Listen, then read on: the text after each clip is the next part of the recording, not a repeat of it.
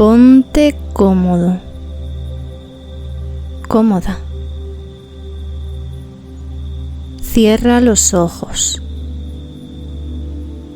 Observa las preocupaciones que dan vueltas por tu cabeza y dales permiso para irse.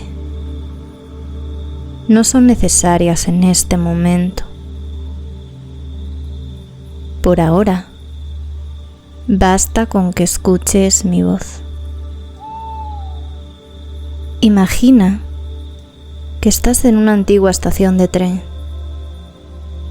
El aire se siente bochornoso. Es una noche de verano. Escuchas los grillos, algún que otro búho. Ves diminutas bolas de luz en el suelo y otras flotando a tu alrededor. Las reconoces al instante, luciérnagas. Observas con atención, como si de un baile se tratara. Sientes una ligera brisa cuando pasan a tu lado. Te das cuenta de que hay mucha vegetación cubriendo las paredes de la estación y también los techos,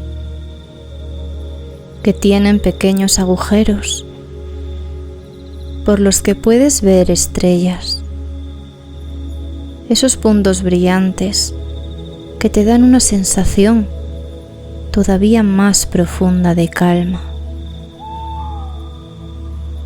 El banco en el que estás sentada, parece desgastado, pero debes permanecer allí un poco más, porque pronto vendrá alguien, una mujer que quiere hablarte de sus recuerdos de infancia, de sus días de verano. Mientras tanto, te dedicas a escuchar el sonido ambiente que producen los animales del entorno.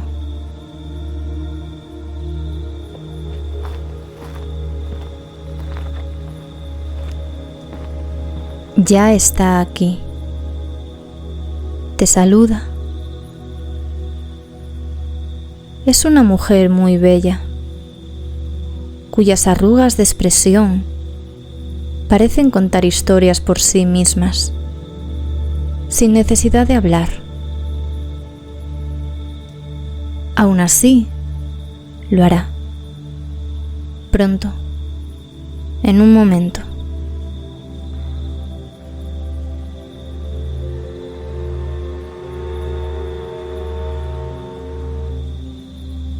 Escucháis el sonido lejano del tren.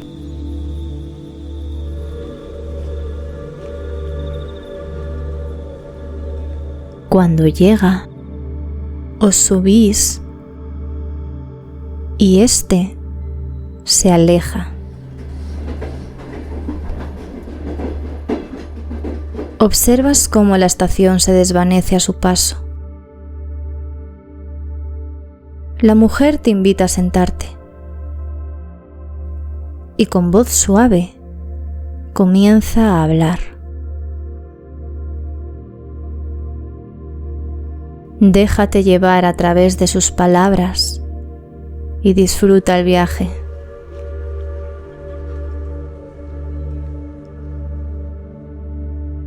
Cuando era pequeña, soñaba con crecer, y ahora que soy mayor, solo quiero recordar. Los veranos de mi infancia fueron los más bonitos. Para mí, las vacaciones comenzaban el 1 de julio, muy temprano, con las voces lejanas de mis padres y el sonido de las maletas siendo deslizadas por el suelo, la puerta del maletero. Después entraban a despertarme aunque yo ya llevaba horas despierta. Era como la noche de Reyes para mí. Me ponía los vestidos más bonitos que tenía, cada año uno diferente, porque cada año era un poco más mayor. Pulseras, unos toques de colonia, un bolso a juego, calzado cómodo, y con ese leve frescor de las mañanas de verano, subíamos al coche para irnos al pueblo.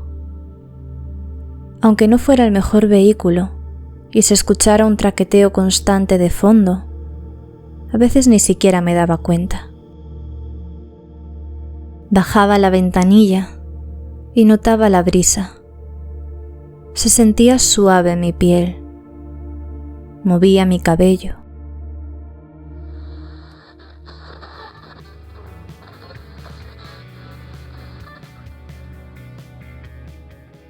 La música de la radio sonaba de fondo, cuando las condiciones eran correctas, y en los momentos en los que no se entrecortaba, era asombroso. Una rareza que solía durar unos segundos, medio minuto a lo sumo. Y lo extraño, es curioso. Al igual que extraño las paradas en la gasolinera, no por la gasolina, aunque su olor me gustase, sino por el desayuno. En mi caso, era un vaso de leche con colacao y un donut, pero siempre añadía la cucharadita de café de mi padre. La saboreaba, cerrando los ojos, poniendo caras raras según me decía. Y ahí me daba cuenta de que estaba preparada para lo que seguiría. Sentía que era una persona valiente, que recorre el mundo en busca de aventuras, en un gran viaje con un propósito útil para la humanidad. Bueno, yo lo viví así. Me gustaba llevar mi monedero, con la propina que me daban mis abuelos y que no gastaba. No, ni para mi vaso de leche, ni para el donut. Más bien, era por presumir el estampado de gatitos y que la gente supiera que tenía dinero. 5 euros. Si me los diesen ahora, me parecería poco, pero por aquel entonces me sentía millonaria. Observaba mucho el color de los billetes, sus brillos, la textura del papel. Todo me sorprendía. En la cafetería miraba los quesos, las tartas, las patatas de bolsa y los chocolates. Lo revisaba todo antes de marcharme, porque era nuevo. Sí, cada año era nuevo, aunque fuese igual, pero no era igual, era diferente. Aunque tuvieran los mismos productos y el sabor de mi vaso de leche, el café y el donut fuesen los de siempre. ¿Cómo le explico a mi yo actual que había matices? ¿Cómo se lo explico? No sería capaz de entenderlo. Por el camino, solía jugar con mi madre, a ver quién encontraba más coches del color que cada una elegía. Yo solía buscar coches blancos, y ella, negros. Creo que ganaban los blancos, no porque hubiese más, sino porque yo estaba mucho más atenta que ella. Y a veces, también se hacía la despistada, y contaba de menos para ver mi sonrisa. También jugábamos a contar stops y a palabras encadenadas, porque a ese juego mi padre, que conducía, también podía jugar. Gato, tomate, tetera, ramillete. Al principio a mí no se me daba muy bien. Me liaba con las sílabas, con las Bs y las Vs, con las Y y las I latinas. Pero cada año mejoraba un poco y empezaba a ser una buena contrincante. Solíamos terminar el juego cuando alguno se cansaba o cuando la radio volvía a funcionar, permitiéndonos escuchar una canción que se acababa convirtiendo en la banda sonora de nuestro viaje.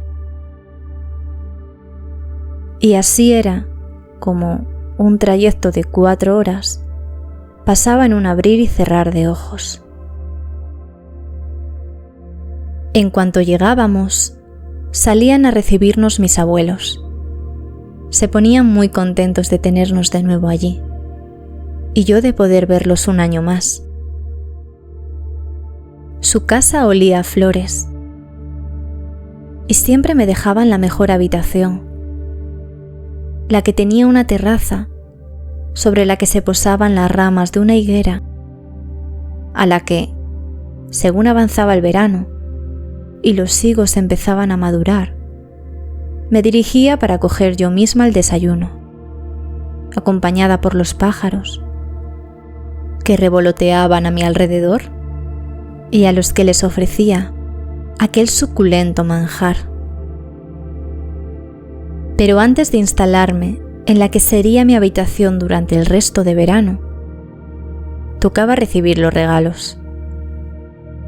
Solían ser calcetines y ropa interior, además de otros 5 euros que guardaba en mi cartera para estar otro año entero sin usar. Tras dejar mis cosas, era rutina ir a dar un paseo por la calle para ver cuánto había cambiado el pueblo en un año. Caminaba sobre las aceras, un tanto destartaladas, imaginando lo que un día, muchos años atrás, pudo ser. Pero no quería que fuera. Me gustaba así. También aprovechaba para juntarme con los gatos de la zona, que todavía se acordaban de mí después de todo un año.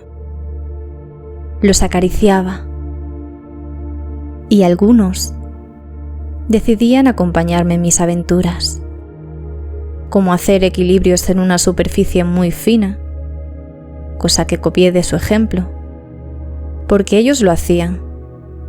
Caminaban sobre cancillas, sobre troncos finos que habían cedido al peso del viento. A ellos les salía muy bien, pero yo solía caerme. No sería un buen gato. Tal vez por eso nací humana. Después de eso, me iba al antiguo palco, donde se hacían las fiestas. Sí, ese que se estaba cayendo a cachos. Pero para mí, eso lo hacía todavía más divertido. Siempre he visto algo especial en las construcciones carcomidas por el paso del tiempo. Mi siguiente destino fue un castaño, que permanecía tal y como lo recordaba. Al parecer, muchos años atrás, se quemó, pero sin ser este incidente una sentencia final. Me hacía sentir esperanza, porque si él pudo resistir a eso y seguir adelante, yo también podía.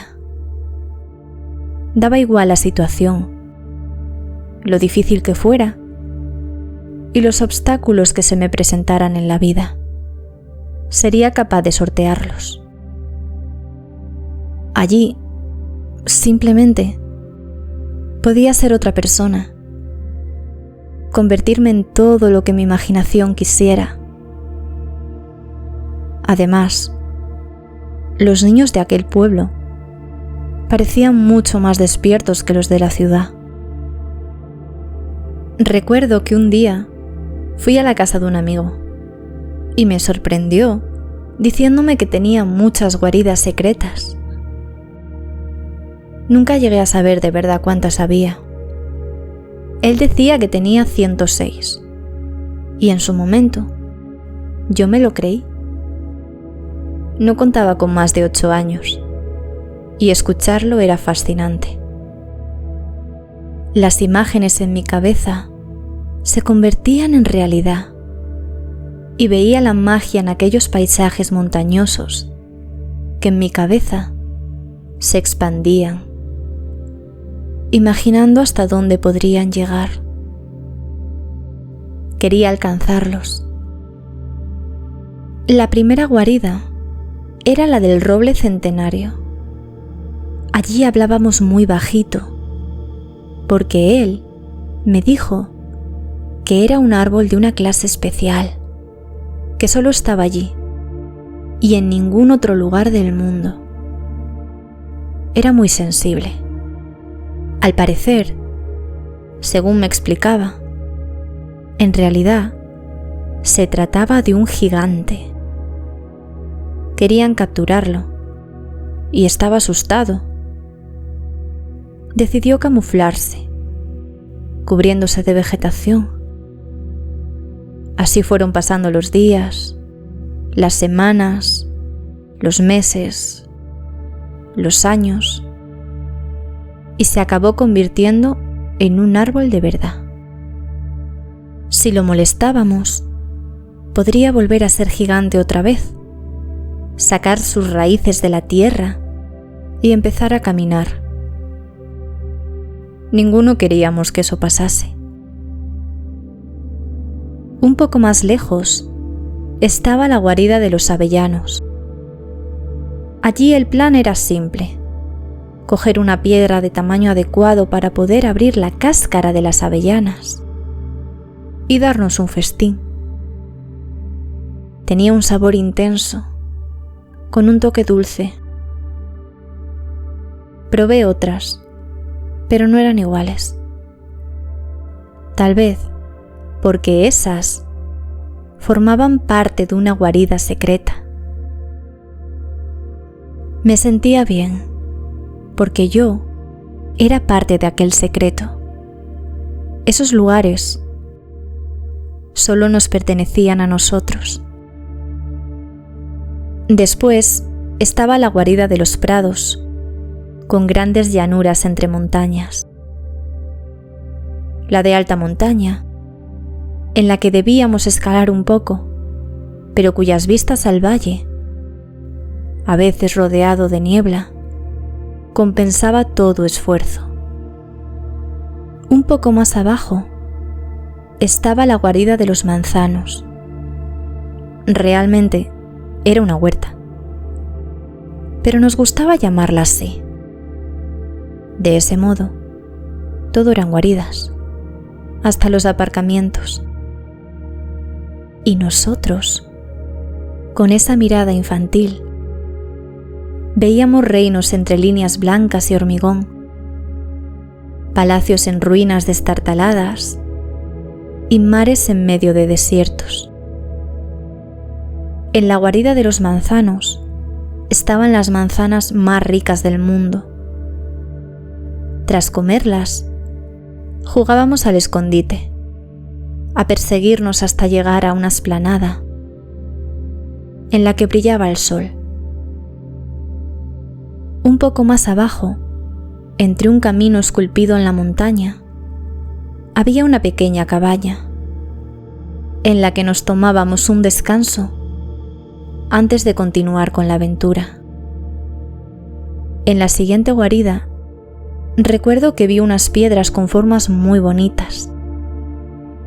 No dije nada, pero las fui cogiendo, metiéndolas en los bolsillos de mi vestido.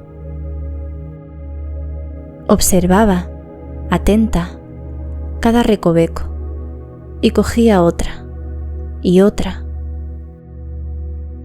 Una con formas alargadas, otras circulares, pero al unirlas me di cuenta de que eran parte de lo mismo.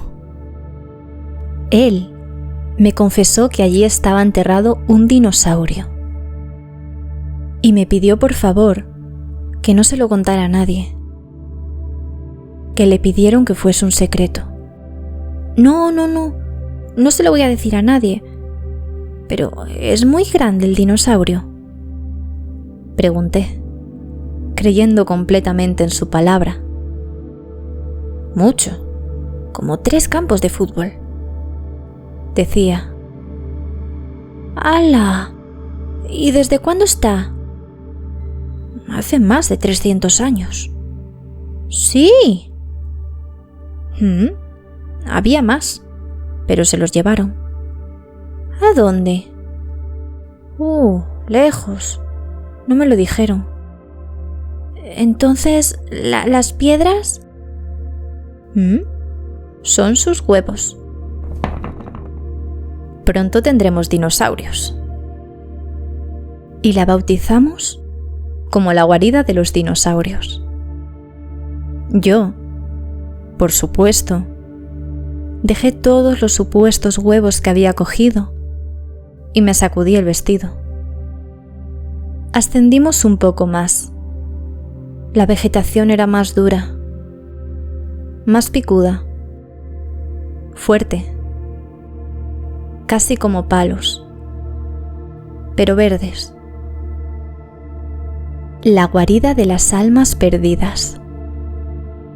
Decidió ponerle ese nombre porque cuando sopla el viento, produce un silbido espectral.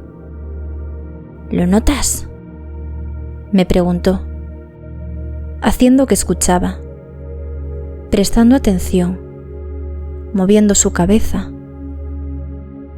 Pero yo no notaba nada.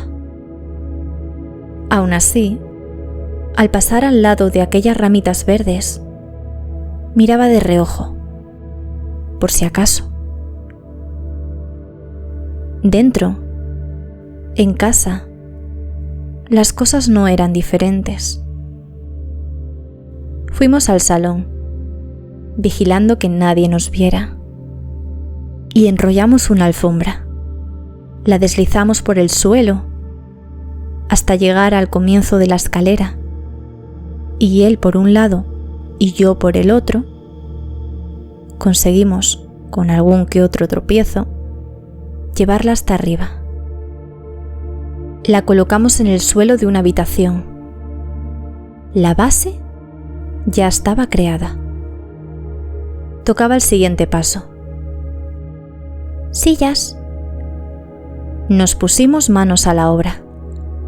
Localizamos todas las sillas de la planta superior y las llevamos a la habitación. 2 en cada lateral y otra al final. Recolectábamos mantas. La del baúl, la del sofá, la que estaba guardada en el armario, junto a la ropa de invierno. Creamos una mansión de telas, extendiendo mantas sobre pilares de sillas, uniéndolas entre sí, creando los tejados gracias a un perchero de madera que, según nosotros, fue él quien lo eligió. Se ofreció voluntario y nos pareció bien. Si quiere, yo no le voy a decir que no. Es su decisión. Claro. Pero todavía quedaban algunos arreglos que hacer. La puerta constaba de una ligera sábana, colocada donde las mantas se unían, pero sin llegar a tocarse, dejando un hueco libre. Y así, empezamos con la decoración del interior. Dentro pusimos cojines y metimos libros. Para la luz, usamos 3 linternas. Nos tumbamos y, colocando las linternas sobre el suelo, hacíamos formas con las manos que se reflejaban como fragmentos de oscuridad en las mantas. También nos gustaba contar adivinanzas, chistes, leíamos cuentos, que en realidad mi amigo modificaba, haciéndolos más aventureros. Y así pasábamos las horas, como si fuesen olas que se deslizan suaves, que cuando te acostumbras a sentirlas, olvidas que existen. Y así se borraba el tiempo y el espacio. Aquel lugar no era tan grande. Esas más de 100 guaridas no eran más que monte. Pero para nosotros era distinto, porque nuestra mirada y la imaginación así lo decidieron. Esa es la magia, la que cada uno crea en su interior, con lo que ya existe, sin necesidad de que sea distinto, pero agrandando sus límites para que pueda ser todo lo que quiera. Las noches eran como túneles del tiempo. Observaba las formas de la pared, encontrando rostros, figuras, como si estuviera en una de esas cuevas del Paleolítico. Veía ojos en la madera, en las baldosas. Bailaba con el tintineo del horno, como si fuese la más bella canción. Y me emocionaba al observar la luz anaranjada de las farolas, viendo en ellas seres muy evolucionados que decidían ayudarnos, guiarnos con su luz. Y con esa imaginación decidí dividir el pueblo en 3 partes. El ala de los canteros, porque ese lugar tuvo mucha actividad minera, que era su principal sustento. Mi abuelo me explicaba cómo trabajar la piedra y me llevó a ver una cantera en la que me di cuenta de lo duro que era ese trabajo y lo mucho que apreciaba el esfuerzo que hicieron. No fue fácil. La segunda parte del pueblo decidí llamarla Annapurna, porque era más montañosa y me sonaba de algún documental de alpinismo. Allí me gustaba ir para ver el movimiento de las nubes. Tiene sentido. Lo tenía para mí. Al acercarme a la ladera de la montaña, cada movimiento parecía ir más rápido y me impresionaba más, porque cuando las nubes flotan sobre un cielo azul, no tienes nada con lo que compararlas. Pero al lado de algo tan inmenso y que lleva miles de millones de años en aquel lugar, quieta, aprecias más cada movimiento.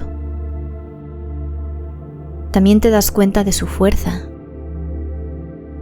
Me gustaba sentarme allí, con los ojos cerrados, y admirarla. Parecía que todos mis problemas se quedaban en las rocas, en la tierra. Y así podía ir a la tercera parte del pueblo, a la que se llegaba caminando por unas vías de tren antiguas, custodiadas por los helechos y las zarzas. La llamaba la parte fantasma. Allí solo se escuchaba el sonido del viento entre las partes metálicas de las vías, como si fuesen espectros que me recibían, como las ramas verdes de una de las guaridas secretas. Pero no me daba miedo. Supongo que porque la primera vez que decidí visitarla, ya era más mayor y más valiente. Si tuviera que elegir mi parte preferida del verano, creo que diría que era esa, porque no había gente y podía imaginar que a través de las vías llegaba a otros mundos, tal vez a un poblado perdido, donde todos sus habitantes resultaban ser sombras o espíritus. Allí es a donde nos dirigimos. Este tren Hace más de 50 años que dejó de pasar. Pero siempre que haya recuerdos que alcanzar, te llevará. Tú llegaste aquí porque necesitabas alcanzarlos. Si lo imaginas, existe, aunque todos te digan lo contrario. Si escuchas su traqueteo, existe. Por aquel entonces, soñaba despierta mientras caminaba por los raíles. La quinta vez que fui, recuerdo que llegué al kilómetro 21. Me sentí muy orgullosa. Estaba bastante lejos. Y por los alrededores había pequeños caminos. Uno llevaba a un viejo caserío, al que no se podía entrar, pero que observaba a través de sus ventanas. Mientras divagaba, la familia Fernández inauguró un caserío en el año 47. Guardaban un secreto. Estaba cubierto de zarzas en las que se podían ver pequeñas moras silvestres, todavía inmaduras. Otro llevaba a un río, en el que empecé a pasar gran parte de mis tardes, mojándome los pies en el agua fresca y observando pequeños peces que nadaban en la transparencia del líquido que allí empecé a apreciar. Y agradecía todo. Mi suerte por tener a mi familia, a mis amigos, lugares tan bellos en los que refugiarme. Ahora hay una maraña de vegetación apoderada de donde antes hubo caminos. La minería cesó y el pueblo no cuenta con más de 10 vecinos. Pero por aquel entonces, aunque ya se estuviese escribiendo su futuro, todavía vibraba. Había un colegio, un parque, una pequeña biblioteca pública, piscina y mi tan querido campo de fútbol. Allí me juntaba con mis amigos para ir a montar en bici. El sol brillaba y el cielo tenía un tono azul intenso. Escribimos nuestras reglas de adelantamiento, nuestras indicaciones y creamos pistas imaginarias con sus ceda al paso y sus stops. La portería era la zona de repostaje. Muy cerquita, el área de descanso. Las columnas que rodeaban el patio eran policías, pero no nos podían multar, porque cumplíamos las normas a la perfección. En el descanso, íbamos al parque a jugar, pero yo siempre me quedaba sentada, pues no me parecía sensato montarme en aquellos balancines oxidados, ni tirarme por ese tobogán al que le faltaban trozos. Se lo expliqué a mi abuela, mientras cogíamos verduras de la huerta, y me dijo que le parecían más peligrosos los equilibrios que hacía, que alguna que otra vez me llevaron al médico, porque las heridas que me hice al caer fueron bastante profundas. Pero seguí sentándome a observarlos. Y por supuesto, seguí con mis equilibrios, que consiguieron que me cayera varias veces más y visitase al doctor con bastante vergüenza por ser mi presencia algo tan habitual. Según avanzaba agosto, con la llegada de los higos y las primeras moras, también llegaban los trabajadores, que se encargaban de cortar la hierba y hacer pequeños arreglos en el campo de fútbol y en el colegio, preparando todo para un nuevo comienzo. Septiembre. Los veíamos mientras hacíamos nuestro circuito matutino. Yo nunca había visto el colegio por dentro, y ese día, uno de los trabajadores nos abrió las puertas y, jurando con el meñique que aquello quedaría como un secreto, entramos. Mis amigos me explicaban dónde estaban los casilleros en los que ponían sus cosas y cómo solían decorarlos. Cada cual tenía su nombre, su esencia personal. Por el momento, estaban vacíos, pero pronto cobrarían vida, a la par que las voces empezaran a correr por los pasillos y las risas regaran de esperanza cada centímetro cuadrado de lo que, en aquel momento, parecía ser una simple edificación. Me enseñaron la sala de profesores, con sus sillas negras acolchadas, la mesa de ping-pong, sorprendiéndome por no contar con una en mi colegio, en la ciudad. En ese pequeño pueblo parecían tener más vida, más diversión, más libertad. Me enseñaron la que fue su clase de parvulitos, donde estuvieron hasta los 5 años, y en la que leían, pintaban, jugaban con muñecas y peluches. También la silla de la bruja, en la que debían sentarse cuando hacían algo mal, aunque juraban que nunca hicieron nada mal. Me enseñaron también su alfombra, donde solían sentarse. Tenía dibujos de carreteras, edificios y coches de juguete para moverse por aquella pequeña ciudad que se dibujaba bajo sus pies. Colgadas, las letras del abecedario, que iban recitando mientras subíamos al piso de arriba, en el que estudiaban desde que cumplieron los 6 años. En ese piso había 3 aulas de estudio, una biblioteca y los baños.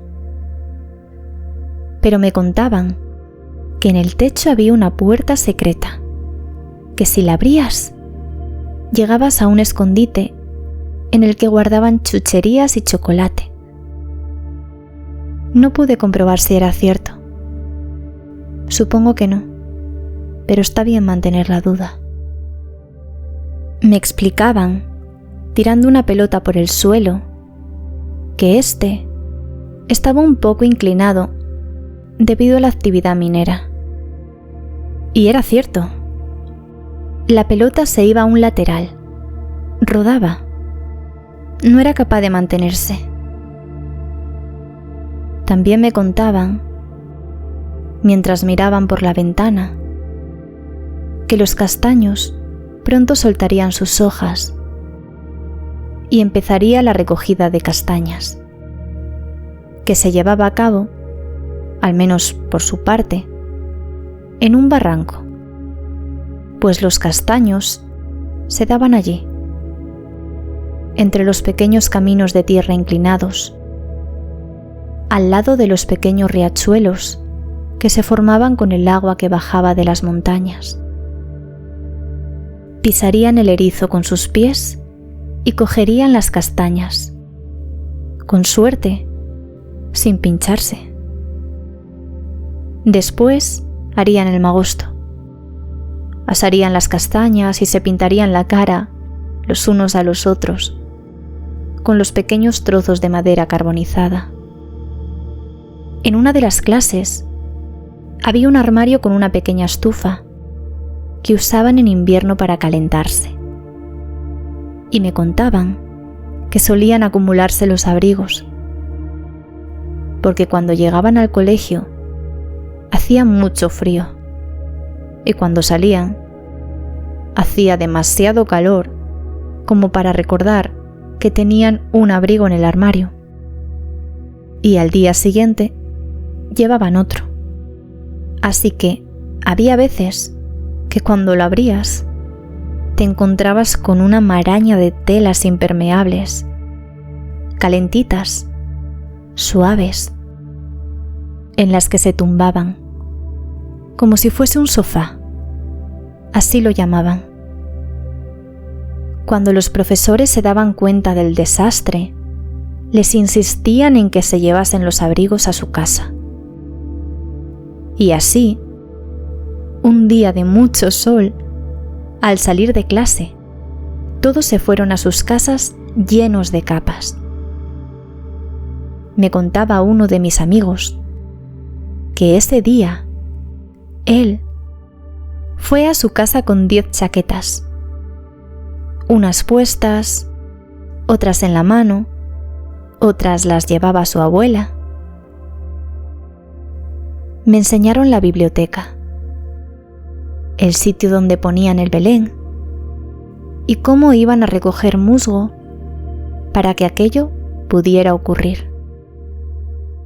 El armario en el que guardaban las figuras de Jesús, de María, de José, de la mula, el buey y la típica figurita del cagón que tanta gracia les hacía. Me llevaron a la sala en la que ensayaban las actuaciones de Navidad y los villancicos, que después representarían en un escenario que colocaban en la iglesia, con tablones de madera, y al que toda la gente del pueblo acudía para ver a los niños disfrutar de ser niños. El olor durante esos últimos días de agosto era el mejor del mundo. Pronto mis amigos volverían a correr por el patio, a escuchar el timbre que marca los cambios de hora, y que allí más se regían por el reloj que por el propio timbre, que al parecer sonaba cuando le apetecía. Volverían a jugar con las colchonetas y a colocarse los aros de educación física como si fuesen colgantes. Las bicis mañaneras se acabarían, pero habría muchas más cosas. Abrirían los armarios y decorarían su sitio, porque podían. Jugarían al ping-pong e inventarían historias mágicas mientras bajaban por las escaleras, viendo cómo la luz entraba por la cristalera de colores y se difuminaba. Y llegarían las castañas, la vendimia, las obras de Navidad, los villancicos, que ensayaban con emoción antes de recorrer las casas, llamando a los timbres y poniendo en práctica todo lo ensayado, recibiendo, como no, un aguinaldo. Comprarían velas, las encenderían e irían a la misa del gallo, a buscar musgo para poner el Belén. Comerían las uvas, recibirían los regalos del Día de Reyes, Carnaval, Pascua, ayudarían a plantar las patatas, acabarían el curso y sería un nuevo comienzo. Cuando llegaba julio, me contaban sus aventuras y yo les contaba las mías. Era la única forastera. Quería vivir allí, pero no encajaban los planes de mis padres.